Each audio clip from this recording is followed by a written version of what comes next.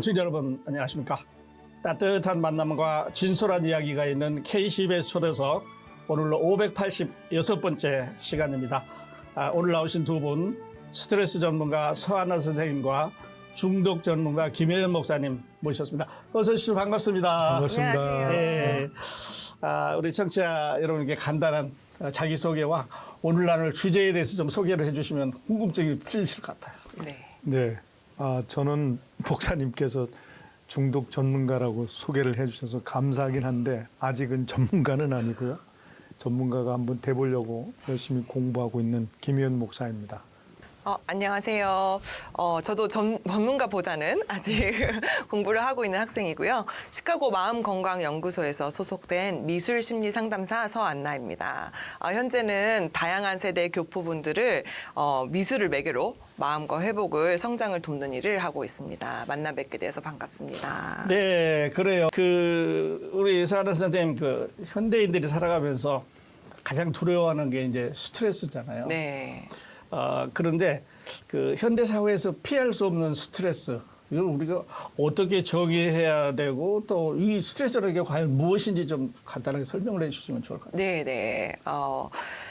한스 셀리에라는 스트레스 개념의 창시자가 계세요. 그래서 스트레스는 외부의 압박이나 도전에 대한 비특정인 신체 반응이라고 그렇게 말을 했거든요.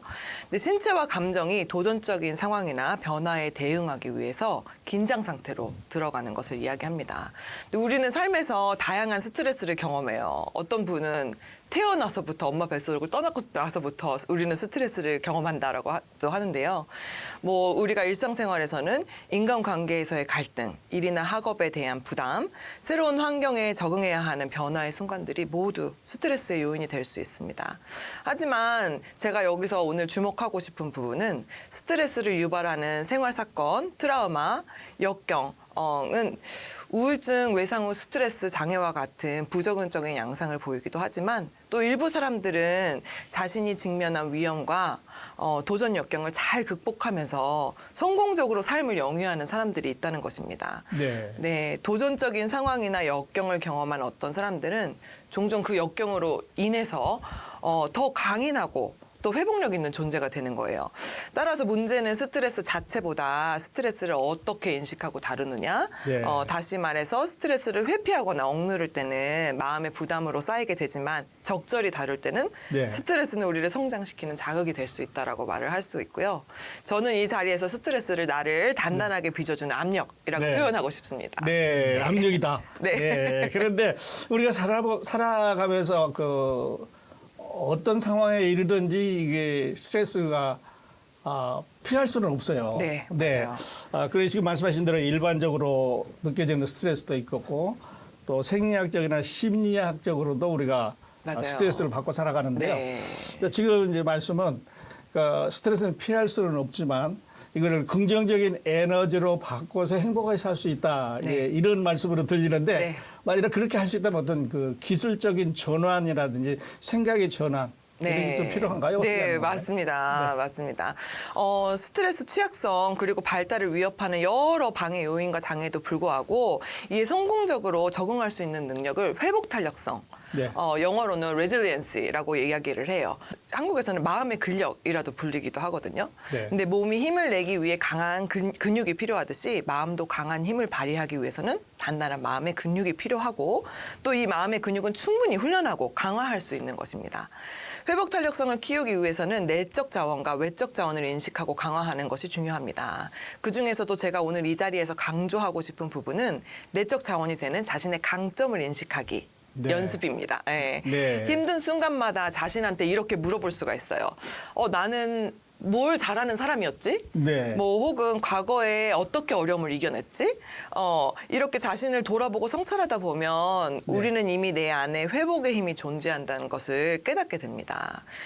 저는 이제 미술 심리 상담사로서 미술 치료 과정에서 이러한 감정을 시각화하는 일들을 자주 하거든요. 네. 근데 이 과정을 통해서 우리 스스로의 내적 자원을 발견하고 스트레스를 성장의 에너지로 전환하는 것이 중요함을 체험하게 됩니다. 근데 이때 이제 저희 한인 분들이 가장 중요하게 제가 전달드릴 수 있는 팁은 자신을 생각을 돌아보면서 자기를 비판하는 것이 아니라 네. 자기 연민의 마음, 셀프 컴패션이죠. 네. 를 갖는다는 것입니다. 우리는 흔히 힘든 상황에서 왜 나는 이거밖에 못하지? 나니까 여기밖에 올 수 없었어라고 자신을 몰아붙이지만 진정한 자기 연민은 현실을 외면하지 않으면서도 자신을 친절하고 다정하게 대하는 태도예요. 제가 이제 생각해 보면 인생은 좀 외로운 여정인 것 같아요. 사랑하는 가족이나 사랑하는 이가 옆에 있더라도 결국은 스스로 감당해야 되는 순간들이 있잖아요. 근데 우리가 사랑에 빠졌을 때 혹은 자녀를 양육할 때를 생각을 해보면 그들에게 함부로 평가하거나 고치려 하기보다는 있는 그대로를 받아들이고 공감하려고 하죠. 네. 근데 자기 자신을 대할 때도 저희가 똑같이 할 수 있어야 된다고 생각을 합니다. 근데 따뜻한 시선, 위로의 손길, 다정한 목소리를 스스로에게 보내는 거, 그것이 바로 자기 연민의 첫걸음입니다. 그래서 왜 나는 부족할까, 나는 이거밖에 안 될까라고 자책하기보다는 지금 이 상황에서도 나는 정말 최선을 다하고 있구나 라고 스스로에게 말해주는 자기 돌봄의 태도가 필요합니다. 그래서 이 작은 이제 인식의 전환이 네. 마음의 긴장을 완화시키고 감정을 인식하고 조절하는 보호 요인으로서 회복 네. 탄력성을 단단하게 성장시킬 줄로 생각이 됩니다. 네. 네. 네. 그럼 수아나 선생님 지금 말씀하실 때 그 미술로 네. 이제 그 스트레스를 이제 완화시키는 이런 전문이신가요? 어떠세요?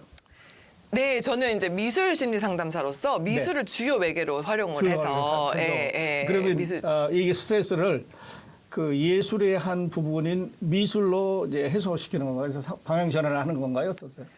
네. 여러 가지 방법으로 네. 진행이 될 수 있어요. 근데 저희가 이번에 11월 달에 준비하고 있는 당신의 마음은 건강하십니까? 라는 시카고 커뮤니티 멘털 헬스 페어에서는 네. 네. 제가 이제 이 똑같은 주제를 가지고 테이블을 진행을 하면서 나뭇가지를 제가 준비를 했어요. 이 손가락 길이의 나뭇가지를 여러 개가 있는데 준비를 했고, 나뭇가지가 보면 다 그 모양이 다르고 생김새가 달라요. 오늘 한번 집에 가시면서 이렇게 주워서 보시면 네.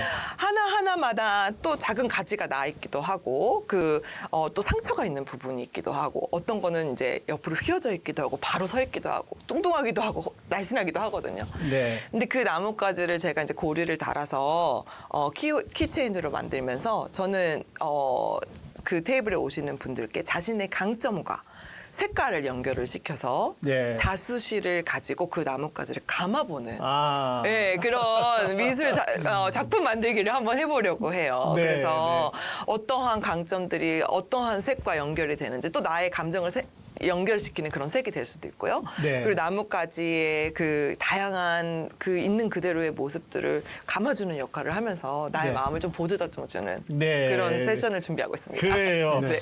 기대가 되는데요. 지금 말씀하셨을 때 이제 우리 성경에서는 하나님 앞에서 우리 모두는 이제 소중한 사람이다. 네. 귀중한 사람이다라고 네. 늘 배워오고 또 그런 마음을 가지고 살아가는데 네. 이 심리학에서 말하는 그런 셀프 컴패션이 나를 먼저 사랑하는 거예요. 네, 자신을 먼저 사랑하기보다는 네. 나 자신의 모든 것을 이해하고 수용할 수 있는 자세. 수용할 수 있는. 네라고 말씀을 드리고 싶어요. 네. 그래서 종종 자기 연민이라고 얘기를 하면 한국에서는 너무 불쌍한 척 하시는 네. 분들이나 뭐 이렇게 미serable 받아들일 수 느낌이 있거든요. 들어요. 네. 근데 그렇기보다는 나의 기질과 성품을 이해를 하고 어떨 때는 내가 이러한 성격을 갖게 된 이유도 또한 내가 이 삶을 살아나가기 위해서의 한 스텝이었다라고 네. 나 자신을 이해하고 수용하고 보다듬어주는 네. 네. 이거 받아들여주는. 네, 그런 그렇군요. 태도라고 생각해요. 이야기 듣다 보니까 이제 다음 이야기가 좀 궁금한데 우리 김혜영 박사님 나오셨는데 그 중독으로 넘어가 보겠습니다. 자, 중독이라는 그 개념, 예. 그 임상학적으로는 어떻게 설명을 해야 될까요? 예, 중독이라고 하면 임상학적으로 개인이 어떤 특정한 물질이나 그 행동에 대해서 통제력을 상실하고 그것이 해로움을 인지하면서도 반복적으로 계속하는 것을 그런 상태를 바로 임상학적으로 중독이라고 한다 이렇게 보고 있습니다. 네. 그 오늘날 우리 사회가 이렇게 복잡하면서 네. 다양해지면서 이제 중독이 여러 가지 종류가 있는데 네. 어떤 유형들이 있을까요? 뭐 쉽게 크게는 카테고리가 물질 중독하고 행동 중독이 있습니다. 근데 물질 중독은 우리가 흔히 듣고 있는 알코올, 마약, 네. 그다음에 뭐 여러 가지 그 뭐 니코틴 중독 그리고 카페인 중독 같은 것이 있고요. 그다음에 네. 행동 중독이라 하면 이제 인터넷이 발달되고 예. 뭐 이제 소셜 네트워크가 발달되면서 점점점 그 게임이라든가 스마트폰을 사용하는 시간이라든가 그다음에 도박이라든가 쇼핑 중독 이런 등등이 바로 그 행동 중독으로 이어지는 것이겠죠. 네. 그 중독을 보통 우리가 이야기는 좀 의지가 약해서 뭐 담배를 계속해서 피운다든지 마약을 하게 된다든지 뭐 도박을 한다든지 이제 인터넷에도 빠져든다든지 이렇게 생각하기 쉬운데 우리 목사님께서는 그 중독은 의지가 약해서라기보다는 현대 사회와 그 개인의 그 내면의 공허가 빚어내는 맞습니다. 천바구니에서 생기는 네네. 거다 예. 이렇게 이제 말씀을 하시는데 예. 그 원인은 뭘까요? 예, 아무래도 저는 이제 목사로서 생각을 해보면 네. 현대 사회가 이렇게 발달되면서 자꾸 외로워지고 고립되고 소외되고 네. 그러면서 하나님과의 관계가 끊겨서 결국은 빚어지는 현상들이 아닌가 네. 예, 그렇게 생각하고 있습니다. 네.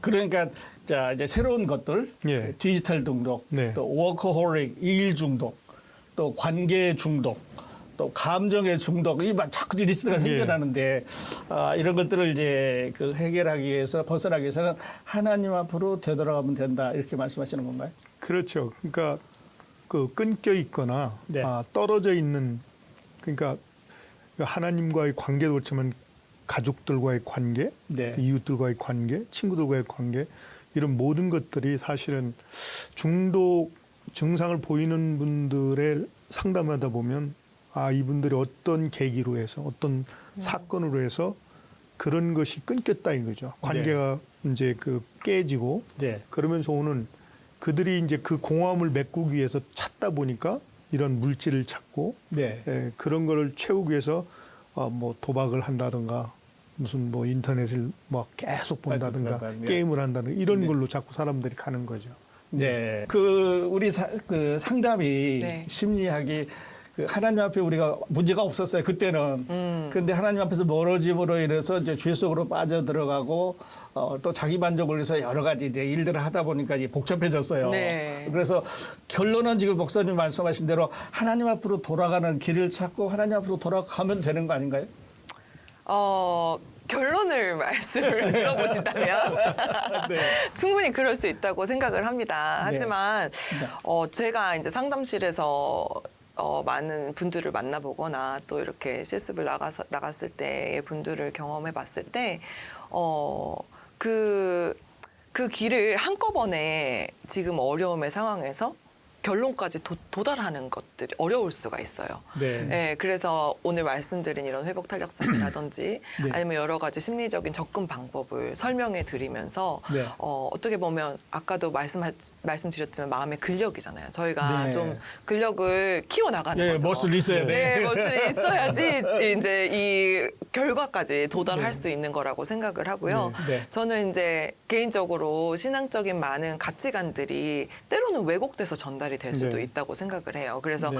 전 그런 부분들을 또 어떻게 우리 말로 내가 풀어나갈 수 있는지 네. 혹은 어떻게 우리가 성찰을 할 수 있는지 그리고 그 가치가 또 세상적인 철학과 이론으로서는 어떻게 설명될 수 있는지를 네. 배워가는 그런 시간이 저에겐 되고 있고요. 그렇게 또 나누고 있다고 생각을 합니다. 네, 네. 그래요. 이제 목사님 우리 시간이 조금 있는데 그 요즘 통계가 원래 연령별로 조금 다르긴 한데 네. 네 사람 중에 한 사람 그러니까 25%예요. 오늘 내가 네 사람 만난 중에 한 사람은 그 멘탈 정신적으로 좀 이상이 있다 네. 이렇게 통계를 내고 있는데 상당히 심각한 거 아닌가요? 예, 지금 제가 또 파악한 통계에 의하면 물론 전체적인 퍼센테이지는 굉장히 낮겠지만 이 심각 정도가 그 행동 중독에서 오는 것이 2019년부터 2025년까지 통계를 보니까 거의 75%가 상승됐어요. 네. 그러니까 그만큼 사람들이 굉장히 점점점 이런 그 중독이나 이런 거에 빠져들고 있다는 반증이겠죠. 네. 그래서 상당히 심각합니다. 네, 그래요. 자, 한 가지 질문만 더 하고 넘어가겠습니다. 우리 서하나 선생님, 그 일반적인 통계가 그런데 우리 이제 한인들 조금 더 할 것 같고요. 네. 또 어떤 문화적이라든지 이런 데 적응하는 면에서 또 더 할 것 같고 그 가운데서 자라나는 우리 2세, 3세 아이들도 예외는 아닐 것 같아요. 네, 맞아요. 어떻게 보세요? 저는 한인 사회 자체가 네. 통계를 보면 굉장히 코로나 시기 때 높은 정신질환 발병률이 있었어요. 그럼에도 불구하고 전문가들에게 도움을 구하는 그런 퍼센테이지는 굉장히 낮았거든요. 네. 그래서 그런 것들을 볼 때 아직 이렇게 정신장애에 대한 인식이 많이 그리고 도움이 필요하다는 인식이 좀 낮으신 것 같다고 생각이 돼요. 네. 그리고 또 하나는 문화적으로서 내가 마음이 아프고 뭔가 우울하다고 말하는 것들이 나의 치부가 되는 그런 문화적 요인이 있어서 선뜻 가족에게도 그렇게 말하기 어려워하시는 분들이 있지만 네. 정말 저희가 경험하는 이런 우울이라든지 마음의 질환은 마음의 감기와도 같다라고 네. 생각을 해보시면 네. 솔직히 네, 전문가들에게 다가가기 훨씬 쉬운 네. 예, 그런 인식의 전환이 이루어질 수가 있고요. 또 시카고에는 다양한 이렇게 한인 전문가들이 네. 도움의 손길을 베풀고자 노력을 하시고 계시더라고요. 네. 그래서 네. 언제든지 정말 그분들에게 도움을 요청해 주시면 필요한 도움을 얻으시고 네. 또 마음과 몸이 건강한 생활을 네. 영위하실 수 있을 거라 생각합니다. 그래요, 네. 맞습니다. 마음과 이제 삶을 건강하게 네. 행복하게 살아갈 수 있는데 그 전에 없던 네. 이제 이런 뭐 우울증, 네. 또 외로움, 이제 연세 드신 분들은 이제 이런 데 빠지기 쉽겠습니다만 이거는 하나의 그 일상적으로 있을 수 있는 일이다가 아니고 변화다라고 생각하고 이걸 오픈하면 좋을 것 같아요. 맞아요. 네. 나만 맞습니다. 가지고 있는 어떤 문제점이라고 생각하지 말고 네. 어떤 변화라고 생각하고 오픈해서 치료를 받으면 좋을 것 같아요. 네, 네, 맞습니다. 네. 자, 스트레스는 피할 수는 없지만 그것을 어떻게 받아느냐가 우리의 건강과 행복을 이제 좌우하신다는 네. 이런 말씀이 마음에 더 와닿는데요. 자, 오늘은 스트레스의 정의와 그 본질, 중독의 원인과 영적인 해결 방법에 대해서 알아보았다면 다음 시간에는 스트레스와 중독의 상호관계 그리고 이제 건강한 성장과 강박적 완벽주의, 야 이거 완벽해야 된다고 하여서 본인 스스로 받는 스트레스 네. 이런 거에 대해서 조금 더 이야기를 나누어 보겠습니다. 이 두 분 나와주셔서 감사합니다. 네, 네, 감사합니다. 감사합니다. 함께해 주신 애청자 여러분 감사합니다. 야, 현대 삶에서 피할 수 없는 스트레스와 점점 우리의 삶을 파고 들어가는 중독. 오늘 이야기는 여기서 마치고요. 내일도 더 깊은 이야기 여러분과 함께 나누겠습니다. 함께해 주셔서 감사합니다. 내일 뵙겠습니다.